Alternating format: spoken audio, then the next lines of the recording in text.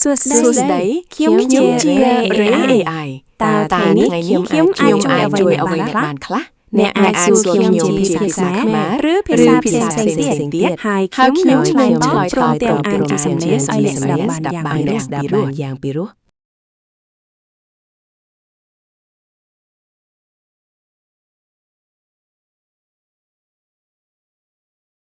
សួស្តីបាទស្វាគមន៍មកកាន់ស្ទូឌីយោសំឡេងរបស់ Ray AI ខ្ញុំអាចបកប្រែអត្ថបទឲ្យទៅជាសំឡេងនិយាយយ៉ាងពីរោះរណ្ដំនិងរលូនបំផុត